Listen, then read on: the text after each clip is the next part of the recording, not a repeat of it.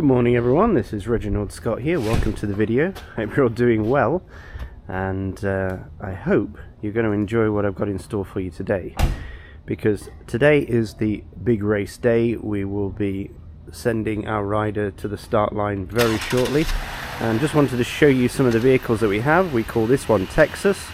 This is our backup vehicle basically, or odd jobs vehicle.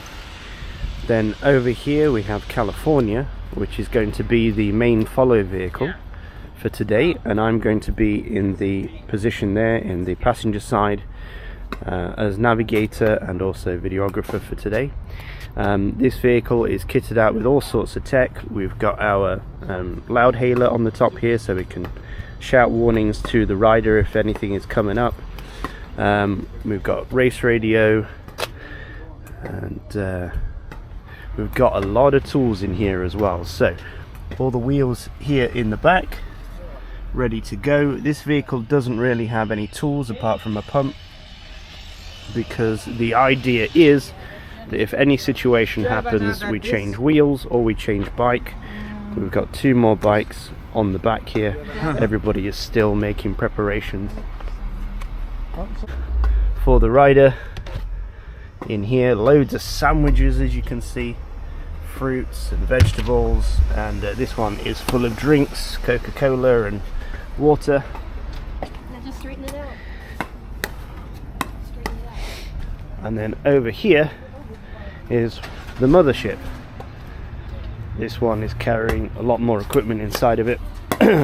This is where the most of the tools are, so if there's any mechanical issues, I'll be back here with the tools at some point, trying to fix those after we've already replaced the wheels or the bike for Giovanni, so he doesn't have to wait. And this has also got all our luggage in as well, and an absolutely massive cooler with extra supplies in, extra food. And this one also has bike racks on it as well, so if any situation occurs where this vehicle has to come and pick up bikes, it can. These vehicles have also got sets of lights on them as well. This is going to be the position for our team captain today. As you can see, he's got a bunch of stuff here. He's got some tools here, but mostly stuff for the rider and a few electronics in his headset. And like I say, this is where I'm going to be. I'm actually looking for the race book as well. There should be around here somewhere. Aha, is this one here. This is a, or is it this one? No, it's not this one. Hopefully I find it later. But there is a book. So here I am in my navigation position, and this is the race book, the official race book. And it is absolutely brimming with useful information. We have maps.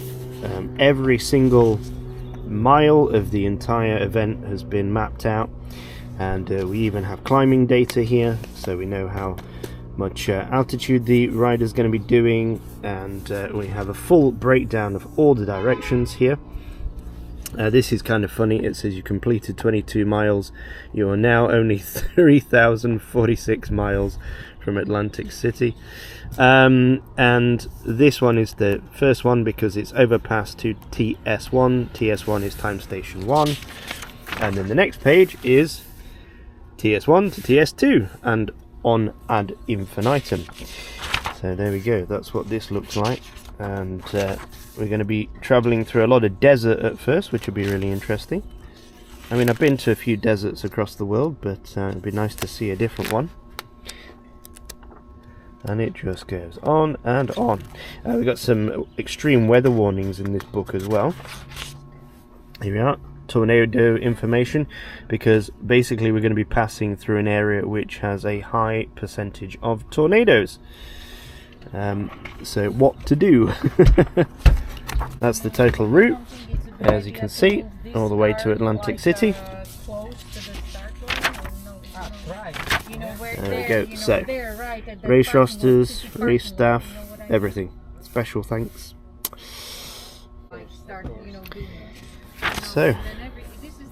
safety and sportsmanship. Talking about sportsmanship, Giovanni's really against the use of drugs in cycling, or performance enhancing drugs, but you still do need some drugs, and as you can see, we're well kitted out with painkillers and creams, and I think this is hay fever relief tablets and things, just in case anything, like, I don't know, if someone gets stung by a bee or something. We've got everything we need. Like the Katrina is a doctor, so she knows what to do in these kind of situations, so that's fantastic. It's always good to have a doctor on your team. And here we are at the Oceanside start line. You can see the inflatable for the start over there. And if you look right down there, you'll see a guy in a white jersey and a guy in a pink jersey. And I'm pretty much sure that that is Giovanni and George down there having a nice little conversation before the start of the race. So let's go down and join the convo. As you can see, the weather is pretty inclement today. It's kind of cold and a little bit drizzly. So it looks like I brought the English weather with me. I was told by George that they very rarely get rain here, and it's rained 2 of the 3 days I've actually been here. So I guess I'm just lucky. It's like a lovely beach to come surfing.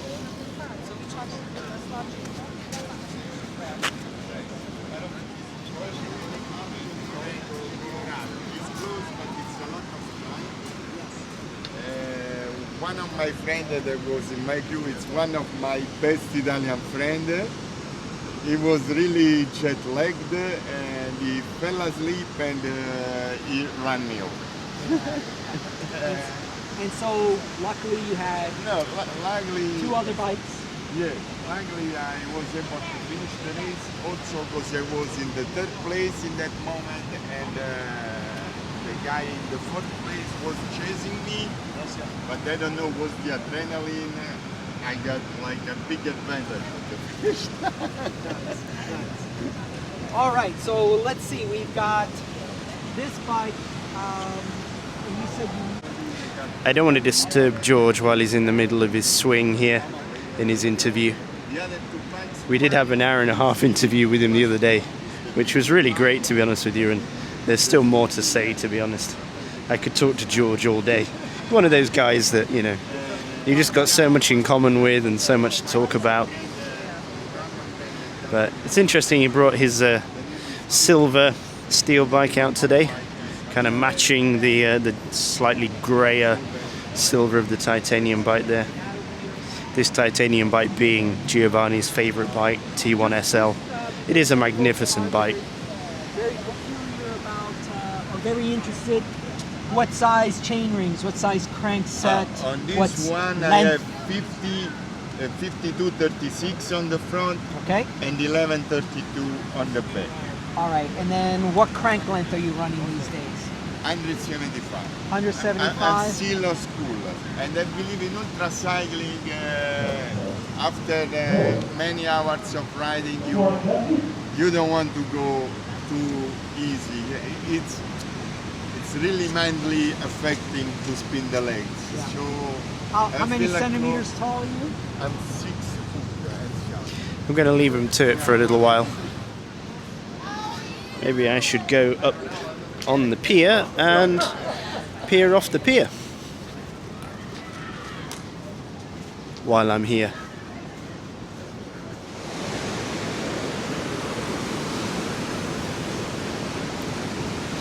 Cannot believe the weather right now. So we're back down near the race start, and I've been wandering around chatting to a few of the riders and looking at some of the bikes and equipment that are being used here today. And there's a real wide variety of stuff. I mean, the aero pylons are very popular, of course, and make a lot of sense when you're doing this kind of riding. There's aero bikes, there's climbing bikes, there's disc, there's rim. There's actually quite a few titanium bikes. I've seen 3 already. So mostly carbon fiber, of course, which you would expect. But I would think that a titanium bike would be a really good choice for an event like this. Yeah, there's one there, 7 bike.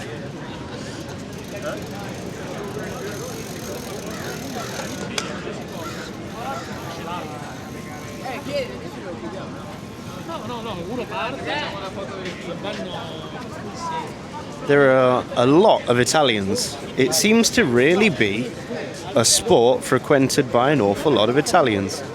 And I'm trying to think why that might be. Because they absolutely dominate. Most of the other guys here are American. But you hear Italians chatting left, right and centre. So it's really interesting. Hello, what's your name and where are you from? Fabrizio, from Italy. From Italy. There's a lot of Italians here at RAAM and RAW. Small group, yes. Why do you think it's so popular among Italians? Because probably we are not too balanced, psychologically balanced. We need challenges. Whereabouts in Italy are you from? In the north of Italy. Ah, okay, yes, bella. in the Alps, yes. In the Alps? Yes. Some of my family are from Valle d'Aosta. Well, we are very close. We Yeah? are from Biella, the other guy is from Ivrea. There are 2 small villages at the beginning of the Valle d'Aosta. Beautiful, lovely place for skiing. Skiing, going bicycle, enjoy food. Oh, of course, yeah. Wine. Fantastic food. Everything in Italy is the best. And the bicycles, of course, as well. But you're not using an Italian bike today? It doesn't exist anymore, any Italian bicycle, probably just few handcrafts, otherwise the other are also these ones. Yeah, there's many handcraft bicycles, artisan bicycles. Yeah, but the big brand all made in Taiwan, I think now, yeah? That's correct. Okay. So how long have you had this bicycle for? I think 3 years, something like this. 3 years? I bought it to used. I am one who buy everything used, so I bought it used and it's a perfect bike. Very good. And this saddle came with the bike, matching color? Yes. Yeah, you like the saddle? Yeah, it's pretty, it's good. Yes. Yeah. Were you going to spend many hours on this I'll one? tell you if you come to Durango. I'll tell you later. Yeah, you tell me if... that was the experience on this saddle. Fantastic. Well, I hope you're confident. All right. And what is your aim for this race? How many days and hours do you want to complete? I don't know, it's my first ultra bike Your first time? competition. Yes, I normally do triathlon, extreme triathlon. Okay. That means in the Alps normally, or Wow. with a lot of altitude to make. So this time we'll see. I would like to arrive before the 92 hours limit. That's it. So I will check. And do you have a set amount of mileage you want to do each day? How many We kilometers? spoke a lot about it. Probably the first day you need to do the more that you can without exaggerating, without going into the red zone, and that's it. So we'll see. Also in triathlon, when you do an Ironman, you don't make a schedule unless you are a pro, a super pro. So you feel your sensation, you feel your legs, you try to go to manage. And then you will see, probably the last 100 kilometers, we will start to make numbers and look at the time. Otherwise, you get crazy probably. Oh, fantastic. Well, I wish you all the best. Thank you very Bon much. voyage. Thank you very much. And yeah, I hope everything goes wonderfully for you. You make the time or even better than you expected. Hopefully. All right. Ciao, Thank grazie. you. Ciao, grazie. Hello, sir. What's your name? I'm Jordan, And what are you doing here today? so I'm riding with Slow Twitch Good Life Racing.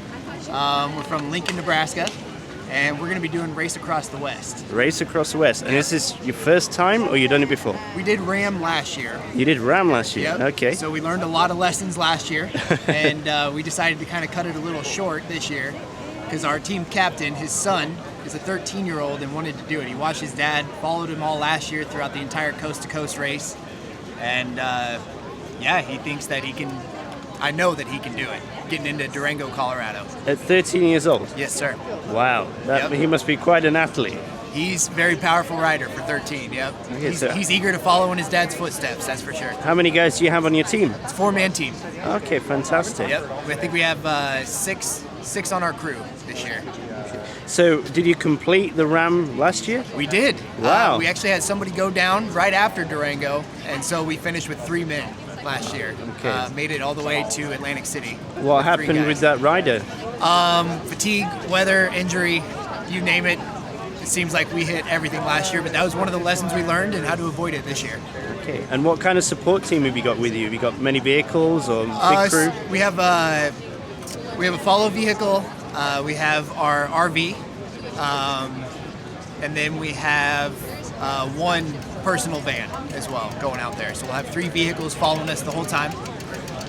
We got our kitchen team, or our nutrition team, is doing the cooking and filling bottles and everything for us that way. We have medical team, we got our crew chief, and then we have 2 mechanics that are coming with us. Oh, that's fantastic. Yeah.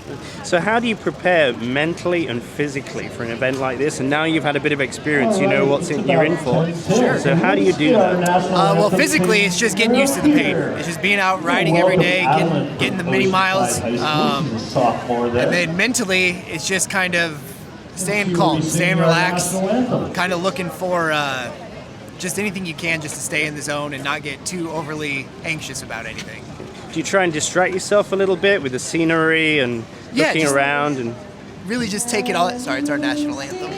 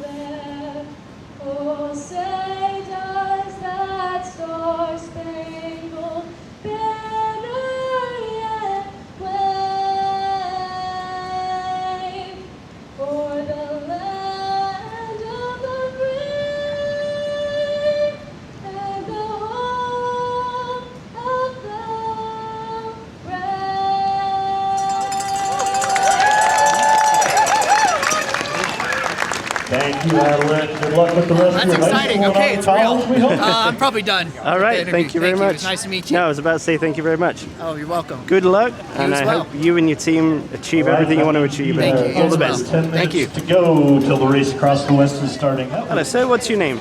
Kevin McCarthy. And what are you doing here today?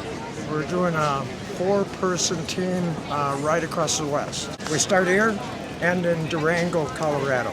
Fantastic. And have you done this before? No, I haven't. This is your first time doing the Raw? Yes. Have you- I've been on a crew for a RAAM solo rider just last year. But this is my first time actually riding any of the events. So you've never done an ultra cycling event before? Well, I've done, I live in Wisconsin. I've done Ride Across Wisconsin, which is 180 miles in a day. And I've done that several times.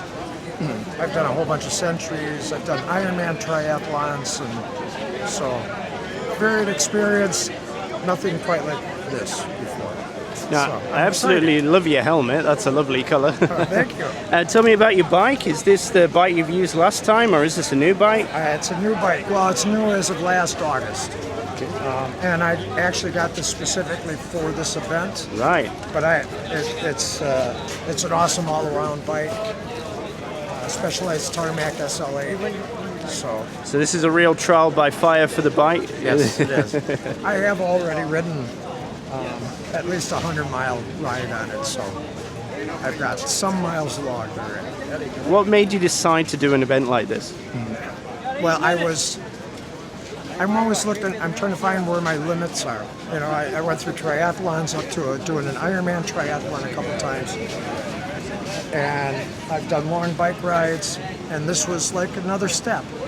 See if I can do this and maybe move on even to more, a longer ultra-cycling ride. So the sky for you is the limit. Yes, That's fantastic. Right. That's great to hear. That's a great attitude to have. And I'm only 68 years young, so I got Only? plenty of time. Yeah. That's great. Oh, of course, definitely. You're only as young as you feel, or, well, as some say, only young as the woman you feel. That's right. All right, well, thank you very much, sir. I wish you all the best on the race. Thank you. Good luck, and I hope you make the time that you want to, and I hope you continue doing these kind of things. Oh, yes. Fantastic, thank you. Hello, what's your name? I'm Michael Spadesha. And where are you from? I'm from Richmond, Virginia. Okay, and what are you doing here today? I'm racing RAAM. RAAM. And Yes. is this your first RAW, or have you done them more? I did race across the East last year, but this is my first race across the West. Okay, and you say you're already established in ultra cycling? Yes, I absolutely love it, and my ultimate goal is to do race across America. Okay, so you're building your way up. Yeah. So I met some riders today that started with that race and now they're doing RAW today. They said they learned a lot of lessons from that one and they're going to try and apply it to a slightly shorter race. Yeah, I can understand that. I'm looking to go bigger. Yeah, okay, well, that's the way I would do it. Start small and work my way up, right? Go big. I don't have the confidence to go in at the top. All right, fantastic. Tell me about your bike here you've chosen today to start the race. Yeah, my Phil AR. It's all mechanical, nothing electric. I like it because it's dependable. I like it because it's the bike I train on and I do a lot of my extensive rides with. So yeah, I'm comfortable on this. I'm ready to crush it. Like I worked hard for this. Yeah. So how do you prepare mentally and physically for a challenge like this? It's just so much. It's my supporters, my family, my friends. They're the ones that kind of give me the motivation to keep going, to do well, not to overthink anything. I'm ready. Good. I'm ready mentally, physically. Wonderful. It's good to hear. Yeah. I always get nervous before a race. Oh, I'm totally nervous. Yeah? And, like, I'm all over the place right now, but it's okay. Like, I'll be all right. Once you get out there, you're going to calm down. The wind's going to be in your face, and you're going to I got my enjoy best the friends scenery. with me. Yeah.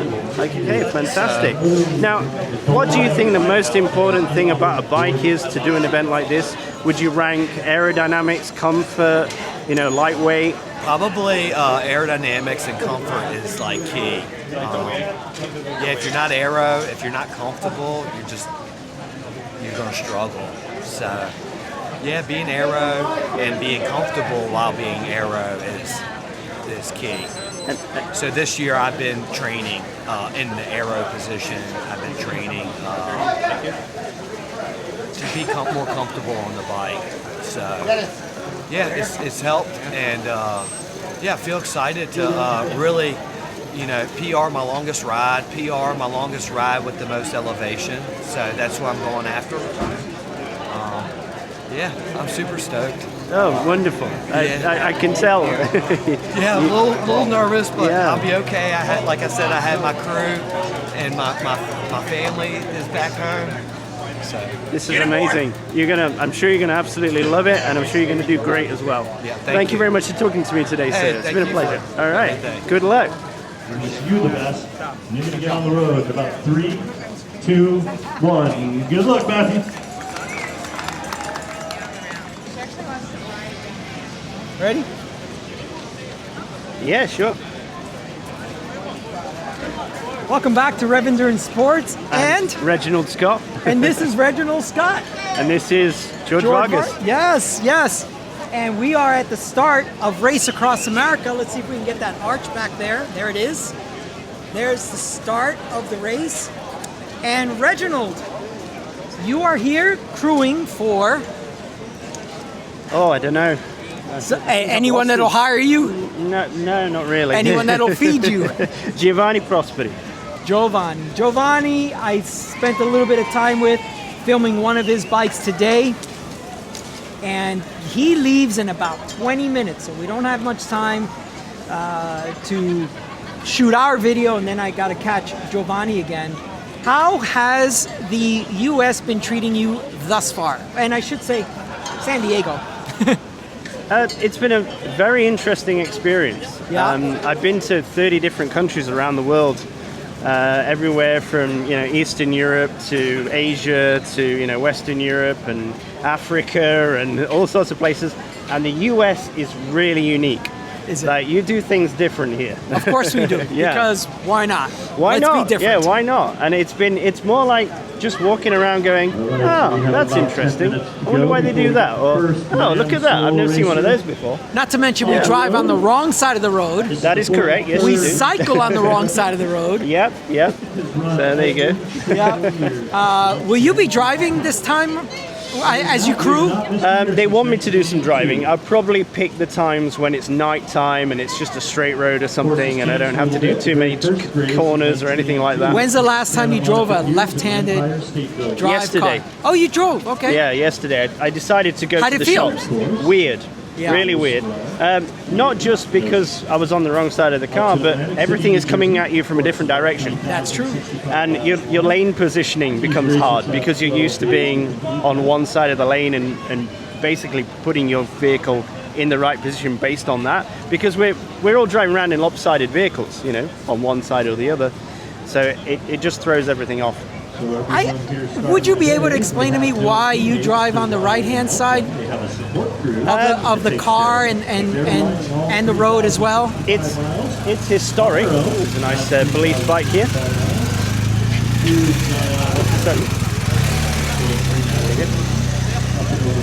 Yeah, it's historic. I mean, I guess the people who built our roads, our proper roads, were the Romans, and they started putting the chariots and the horses on that side of the road, and we kept that. There was left over from them, and the only reason it changed in Europe was because of Napoleon. Napoleon brought in the metric system. He changed the side of the road that you drive on, all to be different from England, which he failed to conquer. And then the Americans sided with the French during the Revolutionary War. Yes, we did. And so you adopted a lot of their preferences, and hence why you drive on their side of the road, not ours. Thank you, Reginald, for helping me out with that. Do you need him? Yes. All right, I gotta go. I'm sorry. See you later. I'm sorry to keep. Johnny, we've only got a few minutes to go before the race. How are you feeling? I'm feeling good. I'm feeling excited. I'm looking forward to starting my race and to be looking forward to being in Atlantic City. Fantastic. Well, it might take a little while, but you'll get there, and we're going to make sure of it. I hope not so wide. More a little than a while. Yeah. First racer from India, Krishna. Everything is okay. Okay, good. Iranian bike. Yeah, another one. Iranian bike. And a race across the East last year. Finished race across the East. Again, an Ironman athlete, Ultraman, marathon runner. All these racers have amazing athletic resumes. Love. Since he's done the West and East, he wants to see what it's like to connect them all and see what the Great Plains are like. And we're going to get that rolling. 5, 4, 3, 2, 1. Let's go. Good luck. Good luck. Let's go, Canada! Go get it, All brother! right, Giovanni Prosperi, one of the most exciting little people in this sport. We see him at damn near every race that's out there. Guy speaks 4 languages. He's a cycling coach. He's raced every ultra race under the planet. Finished 2-person RAAM in 2023. And decided this year was the year. So we're going to get Giovanni on the road. You're connecting them all. We got about 15 seconds to go till we get him out of here. All right, Giovanni, we are rolling in 5, 4, 3, 2, 1. Good luck out there. Another French racer, Christophe Salou. He DNF'd a few years ago, and he's back to set that correct.